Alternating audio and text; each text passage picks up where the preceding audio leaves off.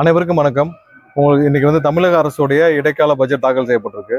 நேற்றே இதை பத்தி பேசியிருந்தோம். என்னன்னா, கடந்த ஒரு மாதமாக இந்த பிப்ரவரி மாதத்துல இருந்து பெரும்பாலான முக்கிய இலாக்காக்கள் துறைகள்ல இவங்க 4000க்கும் மேற்பட்ட டெண்டர்கள் எந்தவித பட்ஜெட் தாக்கலும் செய்யறதுக்கு முன்னாடியே கிட்டத்தட்ட 15,000 கோடிக்கு மேல டெண்டர் விடப்பட்டுள்ளது.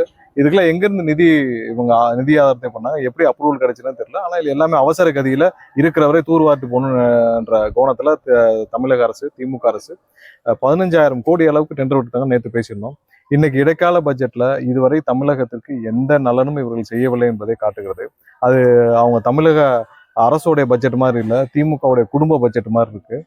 இந்த பட்ஜெட்ல நம்ம கவனிக்கப்பட வேண்டிய முக்கியமான அம்சங்கள் என்னன்னா, இவர்கள் 31 லட்சம் வேலை வாய்ப்புகளை உருவாக்கியிருக்கோம்னு சொல்லியிருக்காங்க. அதாவது கடந்த 5 வருடத்தில் இவங்க 5 வருடத்தில் சாதாரணமா ஒவ்வொரு வருஷம் தமிழகத்துடைய ரேஷியோ படி, அதாவது 5 to 6 லட்சம் ஒவ்வொரு வருஷமும் தானாக வேலை வாய்ப்பு கிடைக்கக்கூடிய, ஏன்னா நிறுவனங்கள் நிறைய இருக்கு, சிறு குறு தொழில்கள் இருக்கு, இந்த மாதிரி இருக்கு.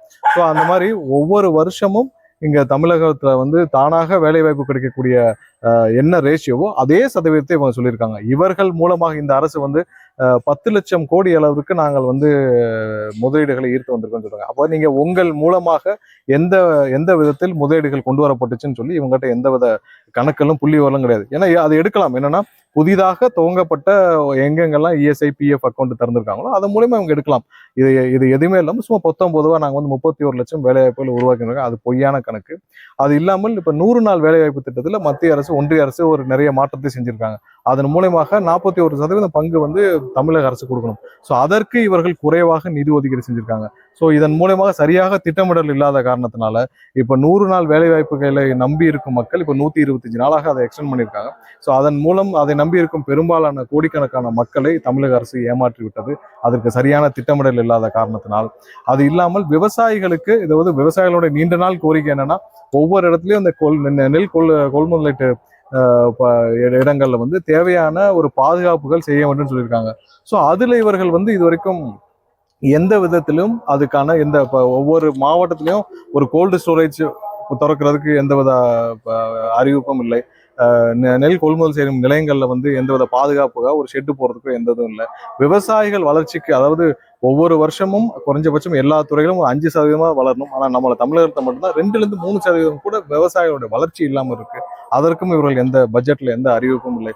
ஒவ்வொருத்தரும், அதாவது பள்ளி கல்வித்துறைக்கு இவர்கள் 42,000 கோடி ஒதுக்கியிருக்காங்க. ஆனா 42,000 கோடியிலையும் பாத்தீங்கன்னா பள்ளி கல்வியுடைய சம்பளத்துக்கு தான் ஒதுக்கியிருக்காங்களே தவிர்த்து பள்ளிகளுக்கு தேவையான கட்டடங்களோ அதில் கட்டுவதற்கோ எந்த விதமான அறிவிப்பும் இல்லை.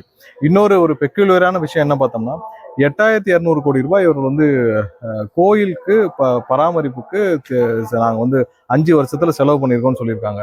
5 வருஷத்துல 8,200 கோடி ரூபாய் இவர்கள் செலவு செய்திருக்கிறார்கள் என்றால் அது எங்கெங்க செலவு செய்திருக்காங்கன்னு கண்டிப்பா இவர்கள் ஒரு வெள்ளை அறிக்கை வெளியிட வேண்டும். ஏன்னா கோயில்களுக்கு இவர்கள் செலவு செய்தது எந்த கணக்கிலும் யாரும் கேட்க முடியாதவாறு ஒவ்வொரு இடத்திலும் பெரும்பாலும் சேகர்பாபு அவர்கள் முறைகேடு செய்துள்ளதாக ஆங்காங்கே புகார்கள் வந்துள்ளது.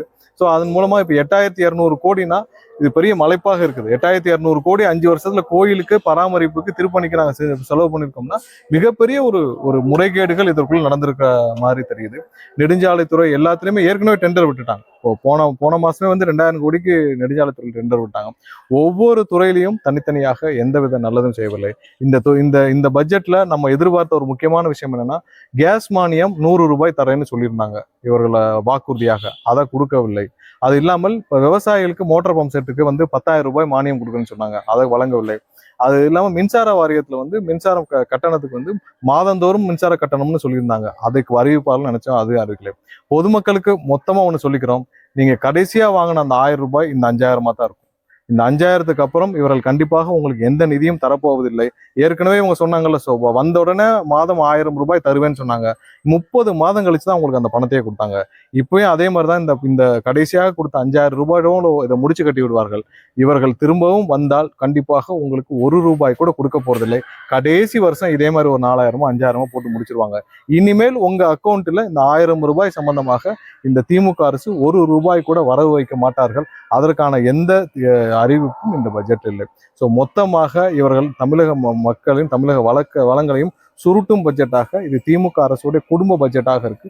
5 பிசா தமிழக மக்களுக்கு இதனால் பாமர மக்களுக்கு, ஏழை எளிய மக்களுக்கு, சிறு குறு தொழில்களுக்கு எந்த வகையிலும் எதுவுமே பிரயோஜனமே இல்லை. இந்த வருஷம் பார்த்தீங்கன்னா டெபிசிட், அதாவது 22,000 கோடி அளவுக்கு டெபிசிட் காட்டியிருக்காங்க.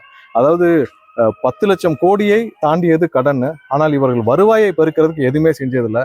அதாவது சிறப்பு திட்ட அமலாக்கத்துறைன்றதுக்கு தான் உதயநிதியை போட்டாங்க. உதயநிதியாக ஏதாவது செஞ்சிருக்காருன்னு பார்த்தா அதுவும் செய்யல.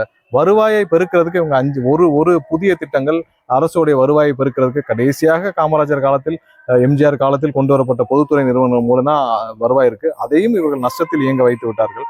எந்த விதத்திலும் வருவாயை பெருக்கிறதுக்கு இவங்க தமிழக அரசால இதுவரைக்கும் புதுசா எந்த அறிவிப்பும் வரலை. தனியாக அவர்கள் குடும்பங்கள் செய்யும் தொழில்கள் மட்டுமே வளர்ந்துகிட்டு இருக்கு. தமிழக அரசு நொடிஞ்சு போய் நோயாளியாக படுக்கை அறையில் தான் கொண்டு போய் வைக்க வேண்டிய அளவு தான் இந்த தமிழக அரசு என்ஜின் இருக்கு. ஸோ மொத்தமாக தமிழக மக்களுக்கு ஒரு விரோதம் அளிக்கும் பட்ஜெட்டாக தான் இருக்கு. இந்த பட்ஜெட்டை முதல்வர் எக்ஸ்ட்ரா போட்டிருக்காரு. தமிழ்நாடு தான் இந்தியாவிற்கான மாடல். இல்ல அவருக்கு இந்த பட்ஜெட்டை பத்தி எதுவுமே தெரியாது, என்ன நடக்குன்னு தெரியாது. ஏன்னா அவங்களுக்கு தேவையான வகையில என்னென்ன பணம், எவ்வளவு கமிஷன் வாங்கணுமோ எவ்வளவு வாங்கணுமோ அதெல்லாம் அந்த குடும்பத்தில் பார்த்துக் கொள்கிறார்.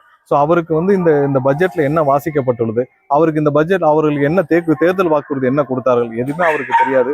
இது மொத்தமாக தமிழக மக்களுக்கு விரோதமான பட்ஜெட்டா இருக்கும்.